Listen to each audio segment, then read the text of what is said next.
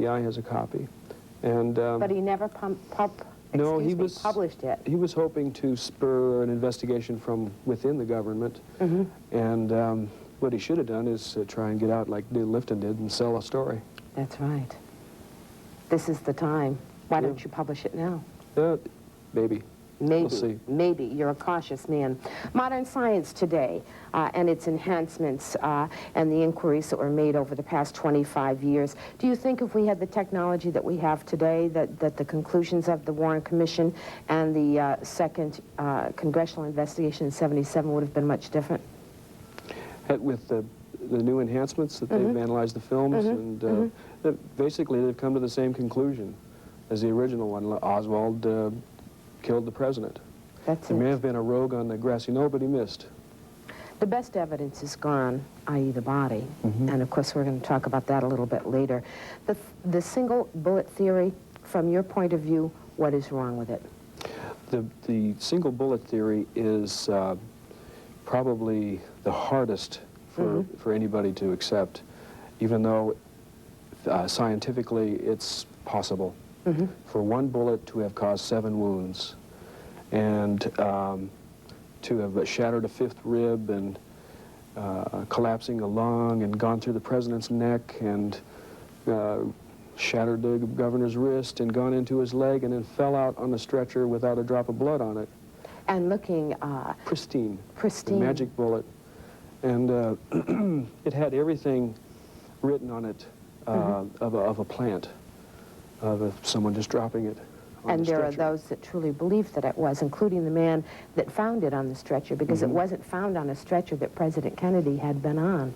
It was found on another stretcher. It's ambiguous as to which stretcher. It should have been found on Governor Connolly's stretcher, but we don't know that for sure. We have a couple of pictures that we're going to look at right now on the single bullet theory, and this is the first one. Why can't it be a single bullet based on that photograph? Because the governor is more seriously wounded right now than the president. He should have reacted. He should be showing some kind of a reaction as the president is. His wrist, which is visible right there, is still holding his Stetson hat, yet it is shattered.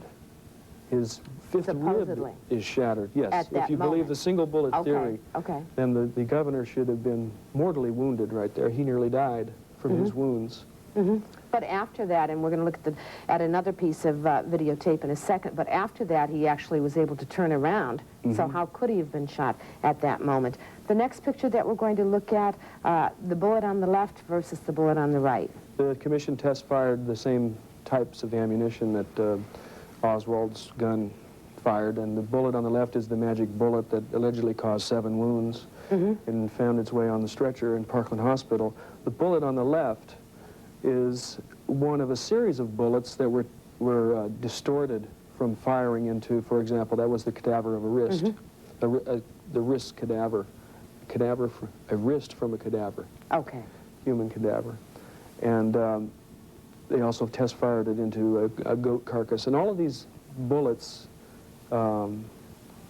Commission Exhibit 399 type bullets, were all seriously distorted. Except the one bullet that was found on that stretcher that Governor Connolly supposedly had been on. Right. The Zapruder tape. And I said, where would we be without it? Who has the original print of that? The original film? It was purchased by Life magazine that weekend. From Mr. Zapruder. And he got the first copy of it. For his own. He retained a copy. Secret Service got all the other copies. Life magazine got the original and a copy. And now I believe the Zapruder, Life magazine sold it back to Zapruder for $1 in 1972, I think. So he now owns it. He has thought, and many other people have thought, that the timing was off in the film that we, the public, have seen, and in fact the film that the Warren Commission saw. There are 18 frames per second, and if you look in a continuous frame-by-frame examination of it, it appears that some of the frames simply don't exist, and there is a theory that between the time that Mr. Zapruder took it and it was shown to anybody that someone had tampered with it.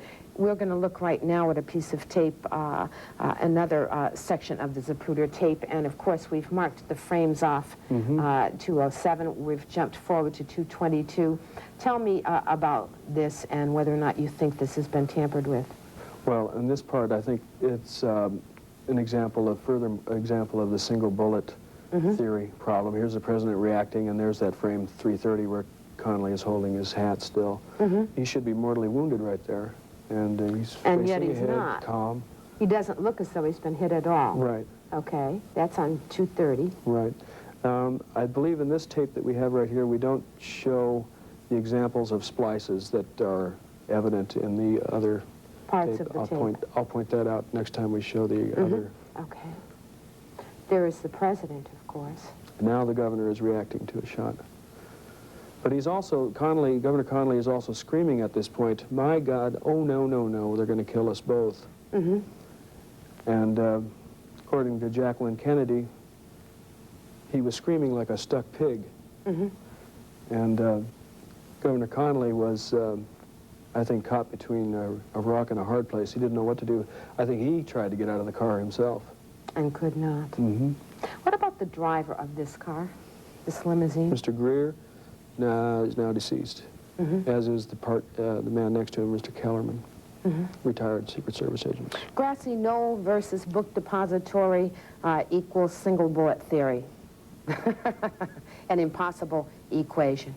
What about the bystanders who heard a pop? What about Dealey Plaza itself and the Grassy Knoll? We took all of the descriptions of the sounds of the shots and categorized them. Nearly all of them were, the witnesses described the sounds of the shots as the backfire of an automobile, the backfire of a motorcycle, including Jacqueline Kennedy, that's what she thought the sound was, or a firecracker in the street. In other words, the sounds of the shots appeared to the people that were there, to come from the street itself, in the street. Not high up, and not on the Grassy Knoll either. If, you know, an automobile backfire couldn't be coming from the Grassy Knoll.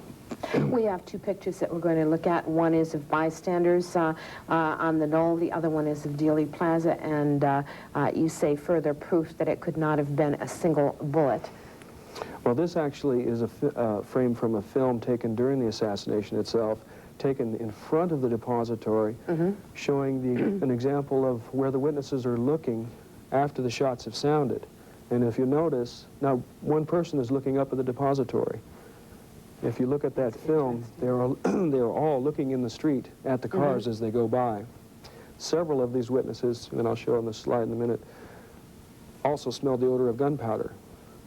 And there it is.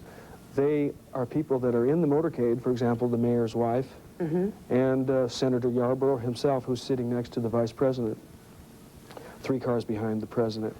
These people that described the odor of gunpowder as smelling it in the air, Yarborough said it reeked. All the way to the hospital, he could smell it. These people are in the street or standing next to the street, not in front of the depository, where allegedly Lee Oswald fired his shots, but down in the street. 1977, the congressional investigation, they concluded that Oswald did in fact assassinate President Kennedy, but they said a second gunman did fire, but he missed. And they based that on acoustic evidence and new tests that they had done that placed a second gunman on the Grassy Knoll. They also had that bit about the crosstalk with the police chief on that actual recording of what was happening at that time that seemed to support that it could not have been one person acting alone. If, in fact, that congressional commission agreed that there was a second gunman who fired and missed, how could they then say that it was not a conspiracy and that Lee Harvey Oswald acted alone? In other words, why was it never taken further? Well, they were, for one thing, they ran out of money. And for another thing, they ran out of leads. They were of the mind that the mafia was behind the killing. And to connect the mafia to the Grassy Knoll, they had no pictures of anybody up there. Nobody was arrested on there with a gun in his hand.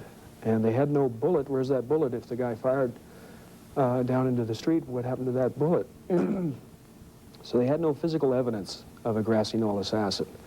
And I first became convinced that nobody fired a shot from the grassy knoll when I went there myself, stood up on the knoll where Zapruder was filming, and found that the place is so small. It's much smaller than you would think. There were 400 people in Dealey Plaza. Somebody would have seen him and spotted him firing. Because it's not all that dark up there under those bushes. Why Dealey Plaza? Very end of the motorcade, and it also was the place where Lee Oswald had a job. And I think that the planning of the motorcade route, as we'll see, bore directly to where Oswald got his job. You, in your book, Murder from Within, the Secret Service, and wave a very strong finger at then Vice President Lyndon Baines Johnson, and kind of review all the trouble that he was in at the moment because of Bobby Baker and his ties to Mr. Baker, and he was being investigated, and the feeling that it was only a matter of time before LBJ was out on his can. Right. Do you really think that he masterminded? No, I don't think he masterminded it, but I think he was instrumental in I mean, it was his only way out. To get out of going to jail, actually, was to become president because of the Bobby Baker scandal and the Billy Saul Estes scandal. Bobby Baker probably took $1 million from somewhere and didn't talk. And Johnson, as president, it was the only way he could really get out of that investigation. So you're saying so he was motivated to become president. And John Connally helped him and accidentally got shot but wasn't supposed to? Well, I don't know exactly how Connally fits into the scenario here, but he was instrumental in bringing Kennedy to Dallas. And there were allegations by one FBI informant that Connally did, in fact, place a call to Lee Oswald in Dallas to the YMCA, local YMCA, but J. Edgar Hoover never really seriously investigated that. In fact, that it was Connally that suggested to him that he try and get a job at the books depository. Well, no, it was Connally that determined that the motorcade route would have to go by the depository by determining that the president would have to speak at the Trade Mart rather than the Women's Building. Which was bigger and better. Which was far preferable to the Trade Mart. But Connally had to have it his way. And if the president did not speak at the Trade Mart, he was going to cancel the whole trip. Interesting.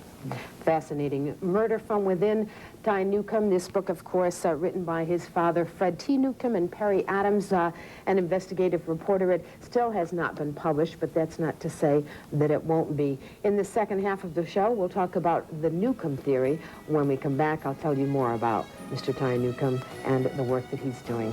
We'll be back.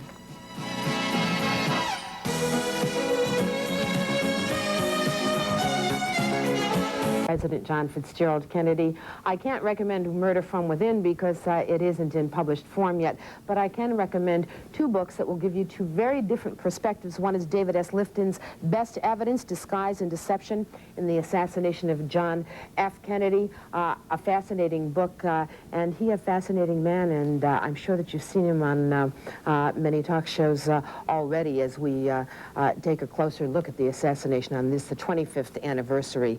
Another book, Contract on America, The Mafia Murder of President John F. Kennedy by David E. Scheim, and that is another book that might satisfy your longing for a better answer, I guess, than what we've gotten. A lot of cover-ups in the assassination of President John Fitzgerald Kennedy, and a lot of unanswered questions that we may never get answers to. I guess it's always good to hear another opinion, and that's what we're doing today. Ty Newcomb, Murder from Within.